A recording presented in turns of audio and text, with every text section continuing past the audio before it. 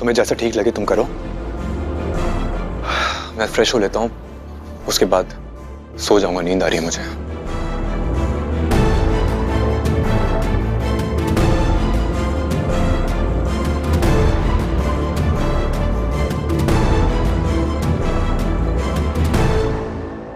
मैं तो बस तुम्हें डरा रही थी अनी।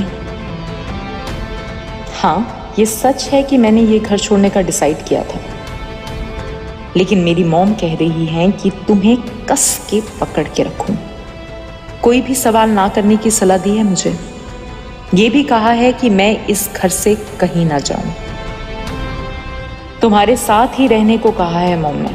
पता नहीं उन्होंने ऐसा क्यों कहा, लेकिन उनकी समझदारी का जवाब नहीं। वो जो बोलती हैं मेरे भले के लिए बोलती हैं, काम की बात करती हैं। जो मॉम कहेंगी मैं वो करूंगी। ये मेरा चैलेंज है अनी। मैं इसी जिंदगी में तुम्हारे सर से इस झनक नाम का भूत उतार दूंगी। जीते जी तो मेरी दुश्मन थी ही वो, अब मरने के बाद भी मेरी दुश्मन बनी रहेगी, और मैं उससे हारूंगी ये कभी नहीं हो सकता। नेवर। और अब अर्शी की मन की असलियत भी सामने आ ही गई। आखिर प्यार और रिश्ता अब अर्शी के लिए भी एक दिखावा बन गया है, एक नाटक। बस अपनी मन की करने के लिए तो अब अनी तो फंस भी सकता है इस जाल में। तो अब उसे अपनी मॉम की सलाह भी तो लेनी होगी। और वहीं सृष्टि। मॉम, आ गई तुम? क्या हुआ, आप इतनी बेचैन क्यों लग रही हैं? मैं नहीं तो, मैं बेचैन नहीं हूँ। तुम्हारे बारे में सोचती रहती हूँ ना, इसीलिए।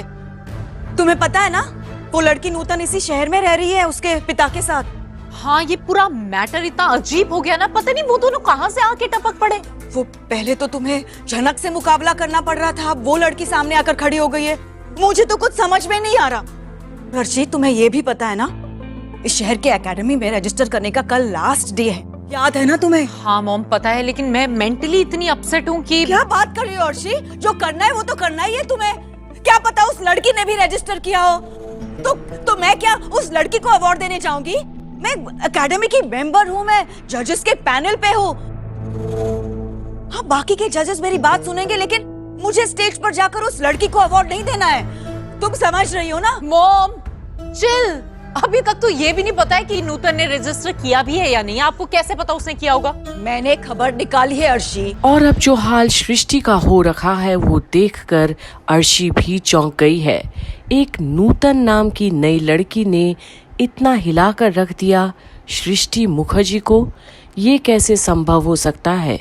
कोई तो बात है जो सृष्टि को खाए जा रही है। क्या देख क्या रही हो? तुम्हारे लिए खबर निकाली है, तुम्हारी भलाई के लिए। कोई भी आकर तुम्हारी जिंदगी बर्बाद करके चला जाए और मैं क्या सिर्फ देखती रहूं? हाँ, अनिरुद्ध ने तो तुम्हारी जिंदगी खराब कर ही दी है, तो तुम्हारी जिंदगी के बारे में मुझे ही सोचना पड़ता है। तुम तो खुद के लिए कुछ भी सोचती नहीं हो, इनिशिएटिव तुम बिल्कुल नहीं लेती हो, तो मुझे ही सोचना पड़ता है ना। अनिरुद्ध के साथ कैसे रहना है, लोगों के साथ कैसे रहना है, डांस की फील्ड में तुम्हें खुद को एस्टैब्लिश कैसे करना है, मुझे ही सोचना पड़ता है ना। तुम्हारी लाइफ की छोटी छोटी चीजें मुझे तुम्हें समझानी पड़ती है। तो मत समझाओ ना।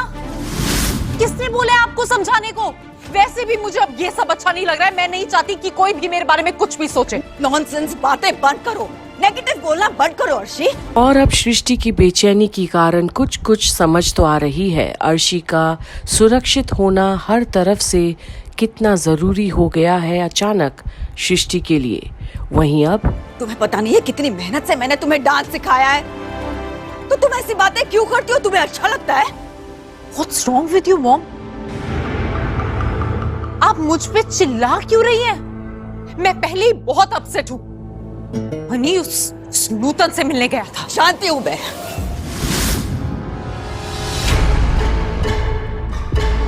आपको कैसे पता?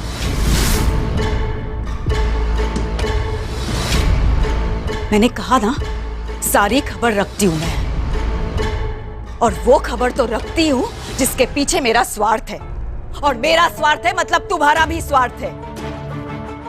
कुत्ते की तरह दुम हिलाते हुए गया है वो उसके पीछे, मैं क्या जानती नहीं हूँ?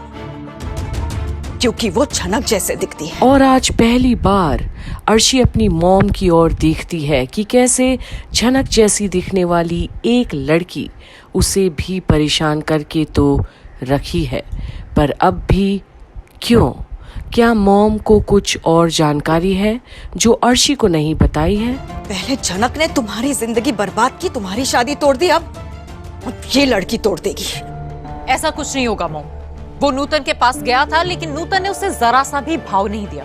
और अनी मेरे पास आया, मुझसे कहने लगा कि अर्शी प्लीज मुझे छोड़ के मत जाओ, यहीं रहो। लेकिन मुझे पता है ये ज्यादा दिन तक टिकने वाला नहीं है। 1-2 दिन में नूतन उसे भाव देगी और फिर से अनी उसके पीछे भागा दौड़ा चलाएगा। लेकिन ऑनेस्टली मुझे अब अनी के साथ रहने का बिल्कुल भी मन नहीं है। बेवकूफों की तरह बातें मत करो। बेवकूफों की तरह बातें? मॉम, इतने दिनों से आप मुझसे कह रही थी कि सब कुछ छोड़ छाड़ के आ जाओ, और आप कह रही हैं कि बेवकूफों की तरह बातें कर रही हूं मैं। देखो अर्शी, जिंदगी बदलती है, लोग बदलते हैं, वक्त बदलता है, सब कुछ बदलता है। तो अब मैं तुम्हें कह रही हूँ, वही रहो, आसपास रहो। उस घर को छोड़ने की कोई जरूरत नहीं है, ओके? और ये तब भी मैंने कहा था तुमसे। सोचा तो मैंने भी ऐसा ही था, लेकिन अब मेरे ही मन में कॉन्फ्लिक्ट चल रहा है।